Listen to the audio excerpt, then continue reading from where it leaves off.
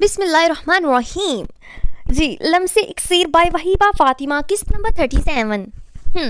میرا منگیتر ہے وہ ضیاء، میں اس کے ساتھ کہیں بھی جاؤں اس سے تمہارا لینا دینا نہیں، تم سے پوچھنے کی محتاج نہیں ہوں میں، سمجھے؟ نورین غصے سے گرائی تو ضیاء غصے کی شدت سے لب بھینچ گیا. نورین میری بات غور سے سنو، میں سچ میں تم سے بہت محبت کرتا ہوں، تم ایک بار ہاں کر رو، آئی سویئر میں تمہیں اس سارے میس میں مکھن سے بال کی طرح باہر نکال لوں گا.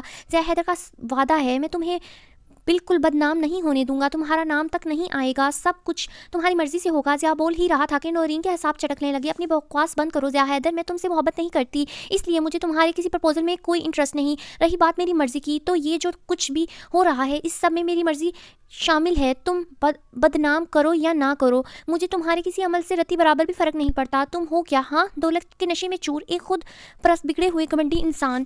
ایسے میرے علاوہ اور کتنی لڑکیوں کو بلیک میل کر چکے ہو. لیلا کو کیوں چھوڑا تھا میرے لیے، مجھے کس کے لیے چھوڑو گے؟ کتنی لڑکیوں کو رات گھر آنے کی دھمکی دے چکے ہو.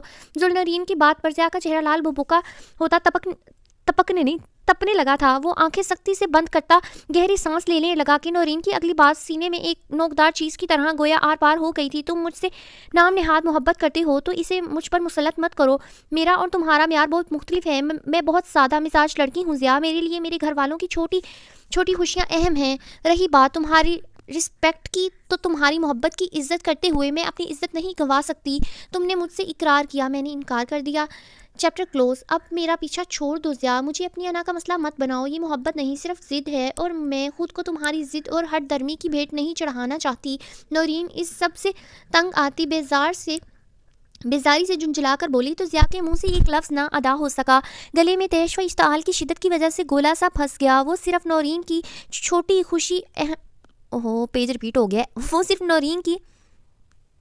نورین کی حقارت بھری آواز سن رہا تھا جو اس کے دل و دماغ کو پیروں تلے کچل رہی تھی. میری محبت پر انگلی مت اٹھاؤ نورین، اور یہ بتاؤ تمہارا معیار کیا ہے؟ ضیاء کا لہجہ اس لمحے کافی شکستہ سا ہوا تھا، مگر اگلے ہی لمحے وہ پھر بپھر گیا تھا. وہ فرحان سوالیہ طریقے سے اس نے پوچھا ہے جو تمہیں چھو بھی رہا تھا تو دوسروں کو دکھانے کے لیے، کل کو لوگوں کو دکھانے اور جتلانے کے لیے تمہارے ساتھ کچھ بھی کرے گا سری محفل، کیا تمہیں اس پر کوئی فرق نہیں پڑے گا؟ ضیاء کا سوال طنزیہ تھا، لہجہ انتہائی سرد اور پتھریلا. نورین کو ذلت کا شدت سے احساس ہوا. یہ توقع تو اس سے بھی فرحان سے نہیں تھی. ضیاء، نورین اسے روکنے کے لیے دانت پیسے بولی ہی تھی کہ ضیاء اس کی بات اچک گیا، اور پھر اس کے بعد تم پر ہی شک کرتے ہوئے وہ تم سے مس بہیو کرے. جس بازو پر اپنا ہاتھ چپکائے بیٹھا تھا اسے بے دردی سے جھٹک دے. کیا یہی حیثیت ہے اس کی نگاہوں میں تمہاری؟ ذرا مجھے بتانا پسند کرو گی نورین؟ نورین ضیاء کی بات پر حیرت سے آنکھیں پھاڑے فون کو دیکھنے لگی. یہ سب ضیاء کو کیسے پتہ چل گیا تھا؟ یہ سب بینکویٹ کے اندر ہوا تھا، لیکن اس وقت تو ضیاء جا چکا تھا. جب کچھ سوچتے نورین نے فرحان کے ہاتھ پر ہاتھ رکھتے نارمل کرنا چاہا تھا، پر فرحان نے اس کا ہاتھ بری طرح جھٹک دیا تھا. یہ مت سوچو میں نے کب دیکھا، یہ سوچو آج میں نے دیکھا، کل کوئی اور تماشا دیکھے گا. جب تم اس مزاج کے برخلاف کوئی عمل کرو گی تو وہ پھر سے یوں ہی سب کے سامنے تمہیں ذلیل کرے گا. ضیاء کی باتیں سن کر نورین کی آنکھوں میں آنسو ڈبڈبانے لگے. دل کیا فرحان اس کے سامنے آئے اور وہ اس کا گلا دبا دے جس نے ضیاء کے سامنے اسے ذلیل کر دیا تھا. میں اس ضلالت میں خوش ہوں اور میں تمہیں مزید نہیں پریشان ہونے دوں گی. ضیاء، اسی جمعے کو میرا نکاح ہے، تم نکاح میں ضرور شرکت کرنا. میرے نکاح کے بعد ضرور تمہیں صبر آ جائے گا. اپنا حساب پوری طرح بے باک کرتی وہ کال کاٹ چکی تھی، جبکہ ضیاء نے دانت پر دانت جماتے ایک اور بار آنکھیں میچ لی تھیں. ایسے ہی صحیح کر لو تم فرحان سے شادی. فون زور سے زمین پر مارتا وہ دہاڑا تھا. ضیاء حیدر کی محبت ٹھکرا کر تم پچھتاؤ گی نورین، تم نہیں جانتی تم کیا کھو رہی ہو. اگر تم یہی چاہتی ہو تو ایسے ہی صحیح. افسوس تمہارا معیار بہت گھٹیا ہے. جلتی سگریٹ زمین پر پھینکتا وہ ٹیرس سے اندر کمرے میں آ گیا اور بیڈ پر گرنے کے سے انداز میں لیٹا. زبان سے ضد میں کہہ تو دیا تھا کہ وہ جو چاہے کرتی پھرے، پر دل تو ابھی سے ہی یہ سوچ کر پاگل ہو رہا تھا کہ جمعے کو اس کا نکاح ہے. اوف اللہ. ضیاء نے کروٹ بدلی تو اپنا پہلو خالی پایا، اسی لیے گہری نیند ضیاء کے میٹر میں جنجلاتی مجھے لگا ہی نہیں کہ میں زاویار میں آ گئی ہوں، زاویار کے میٹر میں آ گئی، یعنی اس سائڈ پہ آ گئی ہوں، ہم اس پلاٹ میں آ گئے ہیں، یعنی اب ان کی سائڈ پہ سٹوری سٹارٹ ہو گئی ہے، میں ضیاء کی طرف ہی لگی ہوئی ہوں اندھا دھند. زاویار نے کروٹ بدلی تو اپنا پہلو خالی پایا، اسی لیے گہری نیند پل بھر میں ٹوٹی. سارا خمار اڑن چو ہوتے اس کی پٹ سے آنکھیں کھلی تھیں۔ آج اتوار تھا اور آفس سے چھٹی تھی، کوئی خاص میٹنگ وغیرہ بھی نہیں تھی، ہوتی بھی تو آج خصوصی طور پر فراغت کے لمحات زبردستی حاصل کرنا ضروری تھے۔ وہ نرمی سے بیڈ پر اٹھ بیٹھا۔ رات پھر سے اسے آغوش میں بھر کر سویا تو نیند کی دیوی بہت اچھے سے مہربان ہوئی تھی۔ وہ بہت پرسکون ہو کر سویا تھا۔ کچن سے کھٹ پٹ کی آواز آ رہی تھی، وہ شاید کچن میں تھی۔ زرمش زاویار خانزادہ نے جان بوجھ کر بلند آواز میں پکارا تھا، دیکھنا چاہتا تھا رات کی دہشت اب تک اس پر قائم بھی تھی کہ نہیں، لیکن پھر اسے اپنے لبوں پر در آنے والی ایول کمینی سی مسکراہٹ چھپانے میں بے حد مشکل پیش آئی جب وہ منہ کے بے تحاشا کیوٹ اور ٹیڑھے میڑھے زاویے بناتی، مگر اس وقت اس کی ایک آواز پر اس کے سامنے کمرے میں موجود اسے سوالیہ تقریباً کھا جانے والی نگاہوں سے گھور رہی تھی۔ کوئی کام ہے؟ اس کی خاموشی پر وہ جھنجھلاتی چھڑ کر بولی تھی۔ بہت اہم، لیکن وہ کام اتنی دوری سے نہیں بتایا جا سکتا، وہ کرنے کے لیے تمہیں میرے قریب آنا پڑے گا۔ وہ پوری طرح مسکراہٹ دباتے تقریباً سنجیدگی سے بولا تھا، مگر نگاہوں میں ناشتی شرارت کی چمک زرمش اچھے سے بھانپ کر اپنے لب بھیج گئی تھی کہ وہ صبح صبح صرف اسے زج کرنے کو دوبارہ اس سے الجھ رہا تھا۔ صبح صبح فضولیات سے پرہیز کرو، وہ تڑک کر بولی تھی، مگر زاویار کو صاف محسوس ہوا تھا کہ لہجہ بھلے پہلے سا اکھڑ تھا، مگر اب وہ بولتے وقت محتاط الفاظ کا استعمال کر رہی تھی۔ میں نے کہنا تھا بریک فاسٹ کے بعد تیار ہو جاؤ، ہمیں مینشن جانا ہے، زاویار نے اطمینان سے کہا، مگر زرمش کے چہرے پر ہوائیاں ضرور اڑی تھیں۔ کون سے مینشن؟ مجھے کہیں نہیں جانا، مجھے شاید خالی لکھا شاہدہ خالہ آنا ہے، ادھر خالی لکھا ہوا ہے، مجھے شاہدہ خالہ سے ملنا ہے، زرمش نے غصے سے غراتے کہا تھا، مگر زاویار کو تیزی سے بیڈ سے نیچے اترتی دیکھ وہ حفظ ما تقدم کے طور پر 2 قدم پیچھے ضرور ہوئی تھی۔ وہ چلتا ہوا اس کے قریب آیا تھا، چہرے پر کافی ناقابل فہم سے تاثرات تھے جنہیں زرمش سمجھ نہیں پائی کہ یہ جن غصے میں ہے یا نہیں۔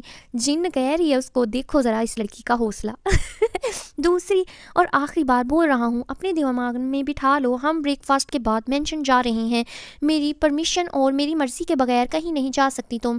رہی بات تمہاری آنٹی کی، تو انہیں مینشن بلا لینا، وہ وہیں آ کر مل لیں گی تم سے۔ اگر کوئی ضروری چیز ہے تمہاری تو اس کی پیکنگ کر لو، زاویار نے انتہائی سنجیدگی سے کہا اور اپنے کپڑے لے کر واش روم چلا گیا۔ زرمش لب بھیج کر رہ گئی، جانتی تھی وہ حکم صادر کر کے گیا ہے جس کی ہر حال میں زرمش کو تکمیل کرنی ہے، وہ آج اس کے سر پر مسلسل سوار تھا، تو وہ اس سے کسی قسم کی منہ ماری نہیں کرنا چاہتی تھی۔ اسی لیے بریک فاسٹ کے بعد بیڈ روم میں آ کر کپڑے چینج کر لیے۔ تیاری کے نام پر اس نے لبوں پر ہلکی سی لپسٹک تک لگانے کی توفیق نہیں کی تھی۔ اسے کوئی شوق نہیں تھا اس گھمنڈی، مغرور اور انا پرست ظالم شخص کے لیے ہار سنگھار کرنے کا۔ اس کے بعد زاویار نے بھی اسے مخاطب نہیں کیا تھا یا کچھ بھی کرنے کو نہیں کہا تھا۔ وہ چپ چاپ گاڑی میں بیٹھی رہی اور وہ گاڑی خود ڈرائیو کرتا رہا۔ گاڑی جو ہی بلیک بڑے دروازے پر رکی، زاویار نے برابر سیٹ پر نیند میں ڈوبی زرمش کو دیکھا جو سیٹ سے سر ٹکائے سو رہی تھی۔ گارڈ نے زاویار کی گاڑی دیکھتے ہی دروازہ کھولا تو گاڑی خانزادہ مینشن کے اندر داخل ہوئی اور پورچ میں ایک جھٹکے سے رکی۔ گاڑی کے جھٹکا کھانے پر زرمش فوراً آنکھیں کھول گئی اور اطراف میں نظر گھمانے لگی تو زاویار دروازہ کھول کر باہر نکل رہا تھا۔ وہ بھی پیروی کرتی دروازہ کھول کر باہر نکل آئی۔ زاویار بغیر اس کی جانب دیکھے اندر کی جانب بڑھ گیا، جبکہ زرمش تو اتنا وسیع و عریض عالیشان گھر دیکھ کر اپنی جگہ پر ٹھہر سی گئی تھی۔ وہ گھر نہیں بلکہ عالیشان محل تھا، شہزادیوں کا محل جو وہ کہانیوں میں سنتی اور فلموں میں دیکھتی تھی۔ بڑا سا گارڈن، اس میں موجود ہر رنگ کے پھول گویا عالیشان نرسری ہو۔ 2 مالی پودوں میں پانی ڈال رہے تھے۔ پیچھے دروازے کی جانب جہاں لائن سے گارڈز کھڑے تھے وہ تو ایک گاڑی دیکھ کر حیران تھی، پر پورچ میں کئی ایک گاڑیاں تھیں جو اس نے اپنی زندگی میں کبھی نہیں دیکھی تھی۔ ہوش آنے پر اس نے اندر کے بڑے سے خالی دروازے کی جانب دیکھا تو بے ساختہ اپنے اوپر ہنسی آئی۔ وہ کیا سمجھ رہی تھی؟ زاویار خانزادہ اسے یہاں بھی اپنے ساتھ لے کر جائے گا، اس کا بیگ اٹھائے گا؟ پہلے والی عزت دینا تو صرف اسے یہاں تک لانے کا ڈھونگ تھی، اور ڈھونگ مستقل مزاجی سے کرنا ہر کسی کے بس کی بات نہیں ہوتی۔ اچھا جی یار، یہ لڑکی بہت فتنہ پرور ہے، اس کے دماغ میں پتہ نہیں کیا فتنے پلتے رہتے ہیں۔ اس نے اپنا سر جھٹکتے گاڑی کا پچھلا دروازہ کھولنا چاہا تو وہ لاکڈ تھا۔ غصہ ضبط کرتے وہ اندر قدم بڑھانے لگی اور آہستگی سے گھر کے اندرونی حصے میں داخل ہوئی تو پل بھر کو وقت رک سا گیا۔ وہ اکڑو، ضدی اور بے حس آدمی ایک چھوٹی سی خوبصورت بچی کو باہوں میں اٹھائے کھڑا تھا اور بار بار اس کا گال چوم رہا تھا۔ وہ بچی ہنستے ہوئے زاویار کے منہ کو دور کر رہی تھی۔ پیچھے ہی 2 لڑکیاں مسکراتی سر چکائے کھڑی تھیں۔ زرمش نے لب دانتوں تلے دبائے۔ یقیناً وہ 2 لڑکیاں ملازمیں تھیں، لیکن اس کے باوجود اس کے تن پر کپڑے زرمش کے کپڑوں سے زیادہ قیمتی تھے۔ وہ لڑکیاں ویل ڈریسڈ اپ تھیں، چہرے پر خوبصورتی الگ، وہ تو اس گھر کی نوکروں سے بھی کمتر تھی۔ یہ سوچ آتے ہی اس کا خود کا سر بھی کسی ملازم کی طرح جھک سا گیا۔ کم کمائیگی کا احساس سر چڑھ کر بولنے لگا، اپنے دوپٹے کو مٹھی میں دبوچتے حلق میں پھنستے گولے کو نیچے اتارا۔ اتنے میں ایک باریک سی حیرت انگیز آواز اس کے کان میں ٹکرائی، پر نظر اٹھانے کی ہمت نہ ہوئی۔ ڈیڈی، ہو از شی؟ محمل کی نظر جو ہی زرمش پر پڑی حیرت سے پوچھا۔ زاویار نے پلٹ کر زرمش کو دیکھا تو اس کے چہرے پر موجود ناقابل فہم سے تاثرات سے کچھ ٹھٹکا، پھر جلدی احساس ہوا کہ وہ احساس کمتری میں مبتلا ایک وہمی لڑکی بھی ہے، یعنی صرف زبان کی خرابی نہیں بلکہ اور بھی بہت کمیاں اس لڑکی نے اپنے اندر پال رکھی ہیں۔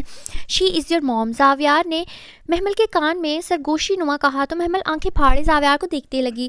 ڈیڈی، یہ ہماری سٹوری پرنسس کی طرح بیوٹیفل ہے، محمل نے بھی سرگوشیانہ رازداری سے کہا تو زاویار نے بمشکل کہہ کر روک کر محمل کو گود سے نیچے اتارا اور اپنی دوسری بیوی کو دیکھا جو اس کے سامنے تو پوری لڑاکا فوجی بن جاتی تھی اور اب کسی مجرم کی طرح سر جھکائے کھڑی تھی۔ اس بچی کے سوال پر زرمش زاویار کا جواب سننے کی منتظر تھی، پر ایسا کیسے ممکن تھا کہ اسے وہ شخص خوش فہم کر دیتا؟ یقیناً وہ شخص کبھی بھی اسے اپنی بیوی کی حیثیت سے متعارف نہ کرواتا۔ ایک کے بعد ایک منفی سوچ اس کے ذہن میں آ رہی تھی کہ اتنے میں ایک پکار کے ساتھ دو ننھے ہاتھ اس کی ٹانگوں سے چمٹ گئے۔ موم، محمل جو کب سے اپنی ماں کے لیے تڑپ رہی تھی، پرنسس جیسی ماں ملنے پر خوشی سے زرمش سے چمٹ گئی۔ زرمش نے آنکھیں کھول کر بے یقینی سے محمل کو دیکھا۔ محمل چمکتی آنکھوں سے اسے ہی دیکھ رہی تھی۔ زرمش نے فوراً نظر اٹھا کر زاویار کو دیکھا جو صوفے پر بیٹھا صوفے پر ہاتھ ٹکائے خاموشی سے ان دونوں کو ہی دیکھ رہا تھا۔ زرمش کو سمجھ نہ آیا کیسا رسپانس دے۔ زاویار کی نفرت تو اکسا رہی تھی اس بچی کو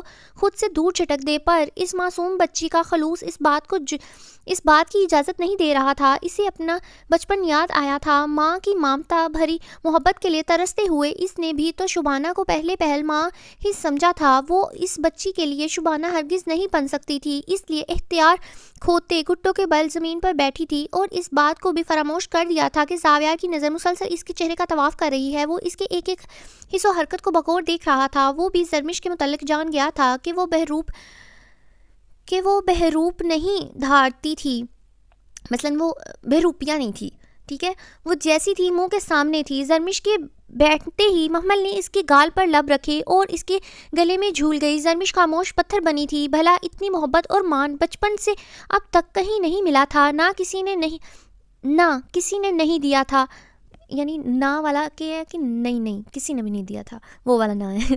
یہی وجہ تھی کہ آنکھوں سے آنسو بہنے لگے اور لب پھڑپھڑانے لگے۔ اپنے لبوں کی حرکت کو روکنے زرمش نے بری طرح لبوں کو دانتوں تلے مسلا۔ نو موم، ڈونٹ کرائی، میں آپ کو اپنی ٹوائے دوں گی۔ محمد زرمش کو روتا دیکھ فوراً بولی تو بے اختیار زرمش روتے روتے مسکرائی۔ اس کی یہ دھوپ چھاؤں سی مسکراہٹ اس قدر حسین تھی کہ زاویہ خانزادہ کے دل نے ایک بیٹ مس کی۔ میرے کمرے میں چلیں، مجھے آپ سے بہت ساری باتیں کرنی ہیں۔ محمل نے اس کا ہاتھ پکڑا تو زرمش بھی کھڑی ہوتی اس کے ساتھ چلی گئی۔ زاویہ خانزادہ ایک تسلی بخش سانس لی اور فون اٹھاتے برہان کو کال ملائی۔ یہ سوچ ہی مزہ دے رہی تھی کہ جب برہان کو علم ہوگا کہ اس کی شادی کس سے ہوئی ہے تو وہ کیسا ریئیکٹ کرے گا۔ پرائیویٹ جیٹ تیار کرو ڈیوڈ، ارزی خانزادہ کی بات ایلف بری طرح جٹ پٹائی بات پر، ہاں ادھر پر آنا لیکن مسنگ ہے۔ ارزی خانزادہ کی بات پر ایلف بری طرح جٹ پٹائی، ارزی کی گرفت سے نکلنے کی کوشش میں تھی، اس لیے ارزی کا منہ پر رکھا ہاتھ جدوجہد کرتی دانتوں میں دبا گئی۔ ارزی جو فون پر گفتگو کر رہا تھا تل ملاتا ایلف کو جھٹکے سے چھوڑتا پیچھے ہوا اور اپنے ہاتھ کو دیکھا جہاں ایلف نے کاٹا تھا، اور اتنا سخت کاٹا تھا کہ وہاں سے خون رسنے لگا تھا۔ ایلف گہری سانس لے کر غصے سے گھورتی ارزی کو دیکھنے لگی جو اسے جان سے مار دینے والے نظروں سے گھور رہا تھا۔ 1 گھنٹے میں کام ہو جانا چاہیے کہتے ساتھ ارزی نے فون کٹ کر دیا تھا اور غصے سے ایلف کی جانب بڑھا۔ تیش سے ارزی کو آگے بڑھتے دیکھ ایلف کو کچھ سمجھ نہ آیا تو سائڈ ٹیبل پر رکھی الارم کلاک پوری قوت سے ارزی کی جانب پھینکی۔ ایلف کے اچانک حملے پر ارزی فوراً پیچھے ہوا۔ ایلف کی بچکانہ حرکتیں دیکھ کر ارزی کا دماغ مزید گھومنے لگا تھا۔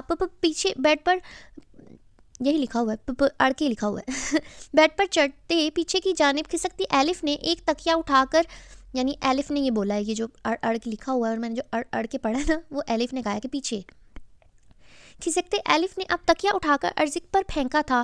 اس دوران تیزی سے جو چیز ابھی ایلف کے ہاتھ میں آ رہی تھی وہ ارزق کو مارتی فوراً دروازے کی جانب بھاگی۔ الف کو بھاگتے دیکھ ارزق بھی اس کے پیچھے بھاگا۔ الف اندھا دھند سیڑھیاں نیچے اتر رہی تھی، پر تیسری سیڑھی پر الف کا گاؤن اس کے پاؤں میں بری طرح الجھا اور وہ اندھے منہ نیچے فرش پر گری۔ گرنے کے نتیجے میں الف نے ہتھیلی چہرے کے آگے کی، وہ اس کے ہاتھ گرنے کے باعث سرخ ہو گئے اور پاؤں میں مڑنے کے باعث شدید موچ کے ساتھ ایک زوردار چیخ الف کے منہ سے برآمد ہوئی اور وہ زمین پر سر ٹکائے آنکھیں میچ گئی۔ الف کو گرتے دیکھ ارزق اچانک ساکت ہوا، پھر تیزی سے نیچے اترتے الف کو سیدھا کیا اور غصے میں دانت پیسے الف کو گود میں اٹھایا۔ اس سے پہلے کوئی باہر آتا ارزق الف کو اپنے کمرے میں لے گیا۔ چھوڑو مجھے، ارزق نے غصے سے الف کو بیڈ پر پٹکا تو درد کو دباتی وہ ارزق پر چیخی، پر درد کی شدت اتنی تھی کہ لگا پاؤں ٹیڑھا ہو گیا ہے۔ غصے سے بنا کچھ الف کو بولے ارزق نے الف کے مڑے ہوئے پاؤں کو ایک زوردار جھٹکا دیا تو کٹ کی آواز سے پاؤں سیدھا ہو گیا۔ ساتھ الف کی دردناک چیخ کمرے میں گونجی، لیکن اس کے بعد الف کو لگا اس کے پاؤں میں کچھ ہوا ہی نہیں۔ پاؤں کو صحیح محسوس کرتے ہی الف بیڈ سے اترتی واپس باہر بھاگنے کو تھی کہ اتنی ہی تیزی سے ارزق نے جھٹکے سے الف کو بازو سے پکڑتے دیوار کی جانب دھکا دیا اور الف کا گلا پکڑ لیا۔ الف تکلیف سے اپنی آنکھیں میچ گئی، سرخ گلابی لب بری طرح پھڑپڑا رہے تھے، گال بھی رونے کے باعث سرخ ہو چکے تھے اور آنکھیں سوج چکی تھیں۔ برآن دل شیر کی طرح تم بھی ایک شفاق لڑکی ہو، ارزق خانزادہ نے غصے سے کہا تو الف آنکھیں کھولتی مسکرانے لگی۔ اور تم پیچھے سے وار کرنے والی ایک بزدل مرد جو سامنے سے برآن دل شیر کا مقابلہ نہیں کر سکتا، الف استہزائیہ بولی تو ارزق کے تن بدن میں آگ لگ گئی۔ وہ تو اس لڑکی سے محبت کرنے لگا تھا، اس کی محرومیوں کو دور کرنا چاہتا تھا، لیکن اس نے بتا دیا تھا وہ برآن دل شیر کا ہی خون تھی۔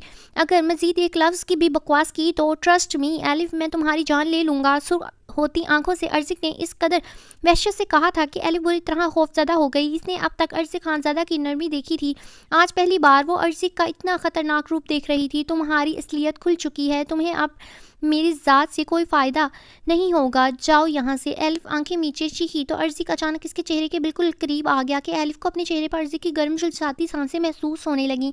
الف نے آنکھیں کھولی تو ارزق اس کے بے حد نزدیک تھا۔ الف پتھر ہو گئی کہ اگر وہ ذرا سی بھی ہلتی تو اس کے لب ارزق کے لبوں سے ٹکرا جاتے۔ تم پہلے محض مہرہ تھیں، پر اب تم شطرنج کی وہ رانی ہو جو پوری طرح میری دسترس میں ہے، اور جانتی ہو جیت اسی کی ہوتی ہے جس کی رانی ہو، اور وہ میرے پاس ہے۔ یہ کہتے ارزق نے بے اختیار اس کے کانپتے لبوں پر غصے سے اپنا انگوٹھا پھیرا تو الف کے وجود میں برقی رو کا کوندہ سا دوڑ گیا۔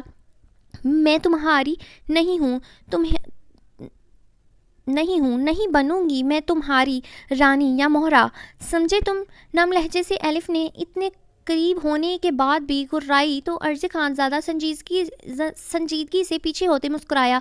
تم میرے ساتھ آج اور ابھی پاکستان چل رہی ہو۔ ارزق نے گویا اس پر بم پھوڑا تھا، اب تو سچ کھل چکا تھا، پھر وہ کیوں اب تک یہیں تھا؟ میں تمہارے ساتھ کہیں نہیں جا رہی، الف خوف سے کانپتی چیخی تو ارزق مسکرانے لگا۔ دیکھو پیاری الف، تم بہت معصوم ہو، میں جانتا ہوں، اسی لیے کہہ رہا ہوں خاموشی سے چلو، ورنہ جن ننھے بچوں کو تم ماں بن کر پال رہی ہو، غلطی سے میں بھی ان کے باپ کا رول کر چکا ہوں، اس لیے نہیں چاہتا باپ کے رشتے کا مان توڑتے ان کو کوئی ایسا نقصان پہنچاؤں جو انسانیت سوز ہو۔ ارزق خانزادہ نے محض دھمکی دی تھی، پر وہ دھمکی اس قدر کارآمد ثابت ہوئی تھی کہ الف کا سرخ ہوتا چہرہ پیلا پڑنے لگا تھا۔ تم ایسا نہیں کر سکتے، الف نے چیختے ارزق کا گریبان مٹھی میں جکڑا تو ارزق غصے سے اپنے گریبان پر الف کے ہاتھ دیکھنے لگا، پھر خود پر ضبط کرتے بولا، میرا گریبان چھوڑو الف۔ ارزق نے خود کو چیخنے سے روکا تھا، پر جواباً الف بری طرح چیخی تھی، تو تم ایسا نہیں کرو گے، میں کہیں نہیں جاؤں گی۔ اس سے پہلے الف کچھ سمجھ پاتی ارزق نے الف کا ہاتھ مروڑا یوں کہ الف تڑپتی ہوئی چیخی۔ الف کی پشت ارزق کے سینے کی جانب تھی۔ تمہارے بھائی نے میرا بچپن برباد کر دیا، صفاقی کی ساری حدیں توڑ دیں، تم بھی اس صفاق کی بہن ہو۔ پہلے میں نے سوچا تم بے قصور ہو، تمہیں نرمی سے ڈیل کروں گا، پر تم اس قابل نہیں، تم سوچ بھی نہیں سکتی میں تمہارے منہ بولے بچوں کے ساتھ کس قدر حیوانی سلوک کروں گا۔ الف کو بیڈ پر دھکا دیتے ارزق نے ہونٹوں پر ڈیول مسکراہٹ سجائی تو الف اپنا چہرہ ہاتھوں میں چھپاتی پوری طرح سسکنے لگی۔ میں تمہیں نہیں روک رہا، بھاگنا ہے جاؤ بھاگو، پولیس کو بلانا ہے تو جاؤ فون کر لو اپنا فون۔ الف کی طرف بیڈ پر اچھالتے ارزق غصے سے بولا۔ الف چونک کر اسے دیکھنے لگی تو ارزق بیڈ پر اس کی جانب جھکا اور اپنی آنکھیں الف کی آنکھوں میں گاڑیں، لیکن تم پاور کا اندازہ لگا سکتی لیکن تم میری پاور کا اندازہ لگا سکتی ہو. تم اپنے بچوں کو مجھ سے نہیں بچا سکو گی. صبح کا سورج دیکھنے کو وہ زندہ نہیں رہیں گے. ارزق نے بے تاثر سرد برفیلے لہجے میں کہا کہ ایلف کی دھڑکنیں سست پڑنے لگیں. ایلف تیزی سے نفی میں سر ہلانے لگی. تو پھر تمہارے پاس 10 منٹ ہیں. جو بھی ضروری سامان ہے پیک کرو اور میرے ساتھ چلو. ارزق کندھا اچکائے پیچھے ہوا تو ایلف اپنے آنسو صاف کرتے خوف زدہ لہجے میں بولی, میرے بچے. اس کی فکر سمجھتا ارزق خانزادہ لب بھینچ گیا. پھر گہرے سانس خارج کرتے بولا, ان کو کچھ نہیں ہوگا. ان کی پوری ذمہ داری میری ہے. میرے لوگ انہیں سنبھال لیں گے. گھڑی میں وقت دیکھتے ارزق نے سنجیدگی سے کہا, یہ اشارہ تھا کہ 10 منٹ ہیں, وہ بھی گزر رہے ہیں. ایلف ٹوٹے مان اور نفرت سے ارزق کو دیکھتی کمرے سے باہر نکل گئی تو ارزق بھی بیڈ سے فون اٹھاتا ایلف کے پیچھے گیا. ایلف نے ضرورت کے نام پر محض ایک چھوٹے سے بیگ میں 2 سوٹ اور 2 حجاب رکھے تھے. اپنا فون اور لیپ ٹاپ بھی اٹھایا مگر وہ جانتی تھی وہ اس کے کسی کام نہیں آئے گا. سامان لے کر اس کا ارادہ اپنے بچوں کے کمرے میں جانے کا تھا. جب اپنے پیچھے ارزق کو دیکھتے وہ خوفزدہ ہوئی. میں ایک بار بچوں سے, ایلف نے اتنا ہی کہا تھا کہ ارزق نے نفی میں سر ہلایا. نیچے چلو. ارزق کے حکم پر ایلف کمرے سے باہر نکلی اور ایک تڑپتی نگاہ بچوں کے کمرے کی جانب ڈالی اور نیچے اتر گئی. باہر ایک عالیشان بلیک گاڑی کھڑی تھی جس میں ارزق خانزادہ ایلف کو لیے بیٹھ گیا. تمہیں لگتا ہے سب کچھ تمہاری سوچ اور چاہ کے مطابق ہو رہا ہے. تمہیں یہی لگے گا کہ میں پاکستان بھی تمہارے پلان کے مطابق آ رہا ہوں, پر اب میں تمہیں سمجھ گیا ہوں برآن دل شیر. تو اب گیم تمہارے طریقے سے صحیح. یہ سوچتے ارزق نے ایلف کی جانب دیکھا جو کسی معصوم بچے کی طرح روتی ہوئی سیٹ پر پیچھے کی جانب گھومی پل پل دور جاتے اپنے گھر کو دیکھ رہی تھی, جیسے کسی بچے کو اس کے گھر سے دور لے جایا جاتا ہے. آدھے گھنٹے بعد گاڑی ایک سنسان سڑک پر رکی تھی جہاں ایک پرائیویٹ جیٹ کھڑا تھا. گاڑی سے نکلتے ارزق نے اپنے ساتھ ایلف کو باہر نکالا. ایلف کے پکار پر ارزق کے ہاتھ تھمے تھے. ایلف کی آواز میں درد کی بری طرح آمیزش تھی کہ وہ پل بھر کو ٹھہر گیا. تمہاری اور بھائی کی دشمنی میں میرا کیا قصور تھا؟ ایلف کا سوال جان محال تھا. ارزق لب بھینچ گیا پر ڈیول اسمائل پاس کرتے ایلف کے کان کے قریب جھکا. تمہارا قصور یہ ہے کہ تم برآن دل شیر کی بہن ہو اور اب ارزق خانزادہ کی.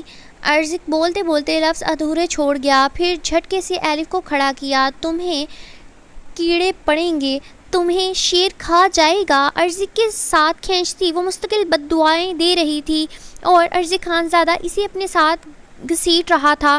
پرائیویٹ جیٹ میں چڑھتے ایلف کی آنکھیں حیرت سے ساکت ہو گئیں. وہ پرائیویٹ جیٹ کم اور چھوٹا سا کمرہ زیادہ لگ رہا تھا. ارزق نے ایلف کو ایک چھوٹے سے کیبن میں جہاں کمفرٹیبل سا صوفہ لگا تھا وہاں کھڑکی کی جانب صوفے پر بٹھاتے خود اس کے سامنے بیٹھا. اسی لمحے بلیک ڈریس میں ایک گارڈ نے ٹیبل پر لیپ ٹاپ نکال کر رکھا. تم پاگل ہو جاؤ گے, لوگ ہنسیں گے تم پر. ایلف مستقل اسے کوسنے دے رہی تھی جب اچانک جیٹ نے اڑان بھری تو ایک چیخ کے ساتھ ایلف آنکھیں میچ گئی. ارزق نے ایک گہری نگاہ اس پر ڈالی اور پھر اسے نظر انداز کر دیا. جب سب کچھ نارمل ہونے لگا تو ایلف نے گھبراتے آنکھیں کھولی.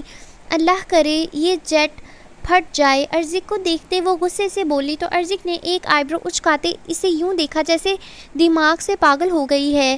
اس جیٹ میں تم بھی موجود ہو, ساتھ میں تم بھی پھٹو گی محترمہ, ارزق نے جتاتے ہوئے کہا تو ایلف لب بھینچ گئی.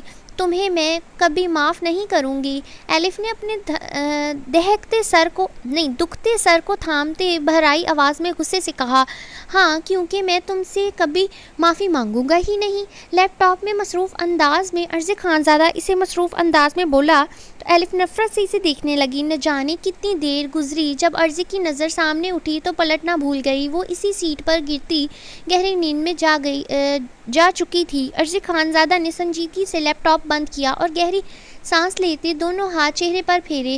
پھر گہری نظروں سے ایلف دل شیر کو دیکھنے لگا. جب اچانک کچھ کھٹکنے پر اس نے پیچھے پلٹ کر دیکھا تو اس کا باڈی گارڈ سوتی ہوئی ایلف کو بغور دیکھ رہا تھا.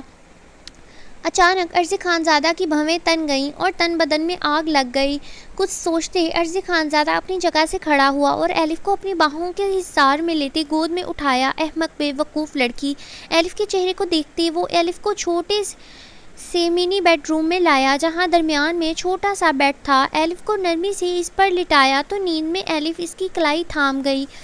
ارزق نے نرمی سے ایلف کے ہاتھ سے اپنا ہاتھ چھڑایا اور ایک نظر اس کے معصوم بے خبر چہرے کو دیکھا، پھر گہری سانس لیتے وہاں سے باہر نکلا اور غصے سے اس باڈی گارڈ کے سامنے کھڑا ہوا۔ تم جانتے ہو مجھے یہ بھی پسند نہیں کہ کوئی لڑکی مجھے دیکھے۔ ارزق کے سوال پر باڈی گارڈ بری طرح گھبراتے اسبات میں سر ہلانے لگا۔ تو تمہیں کیوں لگا کہ اپنی عزت پر میں کسی دوسری مرد کی نگاہ برداشت کروں گا؟ وہ میری ہونے والی بیوی ہے۔ ارزق خانزادہ غصے سے گھررایا تو باڈی گارڈ فوراً منت کرنے لگا۔ سوری سر، مجھے علم نہیں تھا، آئندہ غلطی نہیں ہوگی۔ بے تحاشا ڈرتے باڈی گارڈ نے کہا تو ارزق خانزادہ نے انگشتِ شہادت اٹھاتے وارننگ دی، پہلے اور آخری غلطی۔ All right. ارزق کی دھمکی پر مینیجر نے ہاں میں سر ہلایا۔ ارزق واپس اپنی جگہ پر بیٹھا لیپ ٹاپ پر مصروف ہو گیا، لیکن بیٹھا اس اینگل سے تھا کہ اس کی نظر ایلف پر جا سکے۔ کام کے دوران بار بار وہ ایک نظر ایلف کو دیکھتا رہا تھا۔ زریمہ نے پوری قوت سے فون زمین پر پٹکا تو ریشما پریشانی سے اسے دیکھنے لگی۔ اب کیا ہو گیا ریشما؟ ریشما نے پریشانی سے پوچھا۔ خوف لاحق ہوا کہ اب یہ ڈائن نہ جانے اور کتنے لوگوں کی جان لینے والی ہے۔ کتنی خوش نصیب ہے وجیہہ کی بیٹیاں، ہر جگہ سے بچ کر نکل جاتی ہیں۔ زریمہ نفرت سے پھنکاری تو ریشما کو اس کی عقل پر شبہ ہوا۔ کیا مطلب؟ ریشما نے پریشانی سے پوچھا۔ جانتی ہو آج برہان دل شیر کیوں آیا تھا؟ وہ یہ پوچھنے آیا تھا کہ انارا کا ریپ ہوا تھا، جبکہ میں نے تو اسے انارا نہیں زرمش دی تھی۔ اسے کیسے پتا چلا کہ وہ زرمش نہیں انارا ہے؟ ریشما کی بات پر پل بھر کے لیے ریشما بھی حیران ہوئی۔ یعنی اس نے اب تک اس ڈائن انارا کو نقصان نہیں پہنچایا، بلکہ اس کا صحیح اصلی نام بھی جان چکا ہے، اور اس سے بڑی بات یہ کہ میں نے اس کی آنکھوں میں جنون دیکھا ہے، محبت کی آگ دیکھی ہے، انارا کے نام پر اس کی تڑپ دیکھی ہے۔ کمرے کی ہر چیز کو غصے سے زمین بوس کرتی زریمہ چیخ رہی تھی، جبکہ ریشما سن رہ گئی تھی۔ کیا اس کی دعا قبول ہو گئی تھی کہ اس کے مرنے کی خبر کے بعد بھی اس نے انارا کی کتنی دعائیں کی تھی؟ یعنی وہ یہاں سے نکلی تو ایک امیر زادہ کے گھر کی ملکہ بن گئی، وہاں راج کر رہی ہے۔ وہ زریمہ نفرت سے چیخ رہی تھی، جبکہ ریشما جو سمجھ نہیں آ رہا تھا بھلا اس بات پر زریمہ کو کیا مسئلہ ہے۔ اسے کوٹھے کی سرداری تو مل چکی تھی، اور آج معلوم ہوا وہ حرام زادی زرمش کہیں اور نہیں، زاویار خانزادہ کی بیوی بن کر اس کے گھر پر راج کر رہی ہے۔ زریمہ کی بات پر ریشما کی آنکھیں حیرت سے پھٹی رہ گئیں۔ وہ وہی خانزادہ جو اس دن زرمش کے پاس آیا تھا؟ ریشما نے اس حسین نوجوان کو یاد کرتے کہا تو زریمہ ہاں میں سر ہلانے لگی۔ ہاں وہی، اسے مجھے ساری گیم سمجھ آ رہی ہے۔ اب مجھے ساری گیم سمجھ آ رہی ہے۔ اس دن زاویار خانزادہ بھی اس چڑیل کے عشق میں پاگل ہو کر گیا تھا۔ جبھی برہان دل شیر نے زرمش مانگی تھی، پر زرمش تو بھاگ گئی تھی۔ پھر برہان نے زرمش مانگی تو اسے انارا دی گئی۔ پھر زرمش زاویار خانزادہ تک کیسے پہنچی؟ یہاں زریمہ الجھ گئی تھی، کیونکہ زرمش انارا بمشکل ہیں تو ہم شکل ہیں تو صرف زریمہ جانتی تھی۔ تمہیں اس سے کیا فرق پڑتا ہے زریمہ؟ تمہیں تو یہاں کی سرداری مل گئی ہے نا، وہ جئیں یا مریں، چھوڑو اب ان سے کیا تعلق۔ ریشما نے بات کو ہلکا کرنا چاہا، پر اسی وقت زریمہ نے ریشما کا گلا دبوچ لیا۔ فرق پڑتا ہے ریشما، بہت فرق پڑتا ہے۔ مجھے میری کامیابی اتنا سکون نہیں دے رہی جتنا انگاروں پر میں ان دونوں کے سکون کا ذکر سن کر لوٹ رہی ہوں۔ میں یہاں ایک کوٹھے کی ملکہ اور وہ ایک ریاست کی، ہرگز نہیں۔ مجھے سکون صرف ان دونوں کی بربادی دے سکتی ہے جو مجھے کسی حال میں دیکھنی ہے۔ ادھر آنا چاہیے تھا، کسی بھی حال میں دیکھنی ہے۔ مجھے زرمش انارا کی بربادی دیکھنی ہے، بس تم دیکھتی جاؤ میں اب کرتی کیا ہوں ان دونوں کے ساتھ۔ غصے سے کہتی زریمہ ریشما کا چہرہ جھٹکتی کمرے سے باہر نکل گئی تو ریشما گہرے گہرے سانس بھرنے لگی، پھر ہاتھ اٹھاتی زرمش اور انارا کے لیے دعا کرنے لگی کہ کسی بھی طرح وہ ریشما کے شر سے بچ جائیں جس نے سگی ماں کو نہ بخشا۔ وہ ان دونوں کا حال تو اور بھی ابتر کر دیتی۔ ہاتھوں میں پکڑی ڈرنک کی گلاس پوری قوت سے زمین پر مارتا وہ چیخا تھا۔ کتنی جدوجہد کی تھی اس نے، ہر بار ناکام ہوا تھا، پر کوشش نہیں چھوڑی تھی۔ زرمش کو کوٹھے پر بیچنے کے بعد وہ 1 منٹ بھی سکون سے نہیں بیٹھا تھا۔ زرمش کو کوٹھے پر بیچنے کے بعد اسے اس بات کا ادراک ہوا تھا کہ وہ سرتا پیر زرمش کی محبت میں گرفتار ہو چکا ہے، پر یہ سوچ کے اب تک تو زرمش کے وجود کو دوسرا مرد حاصل کر چکا ہوگا، اس کی محبت دب جاتی تھی، کیونکہ بے شکل کام کرنے کے بعد بھی اسے وہی لڑکی چاہیے تھی جسے کسی نے چھوا بھی نہ ہو۔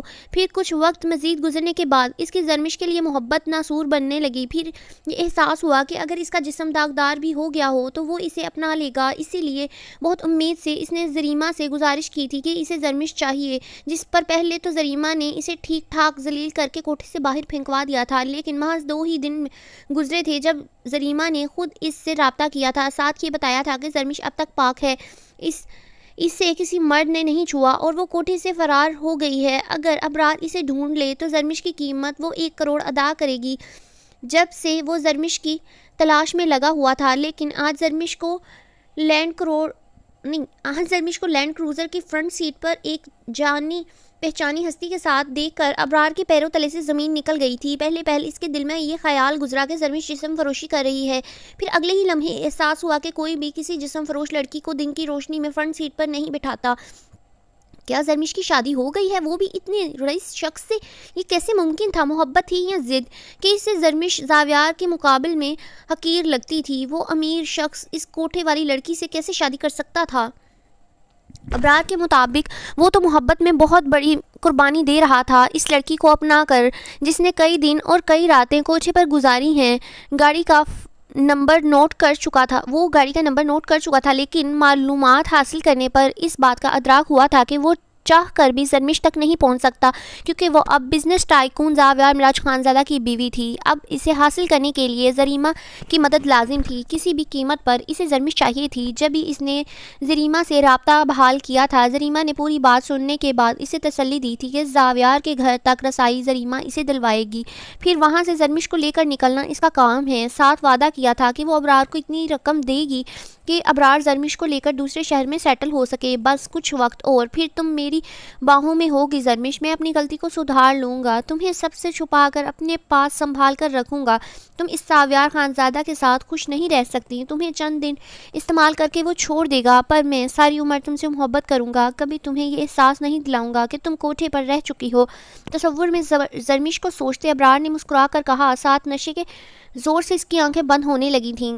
جاری ہے، اب تو جاری ہے بولنا بہت ضروری ہے، کیونکہ 30 ایپیسوڈ میں میرے سے جو بلنڈر ہو چکا ہے نا، اس کے بعد تو میں جاری ہے ضرور بولوں گی اپنی تصدیق کے لیے کہ بس آگے اگلا ایپیسوڈ سٹارٹ ہو رہا ہے کہ میں نے ادھر سے کہیں سے مس کر دیا۔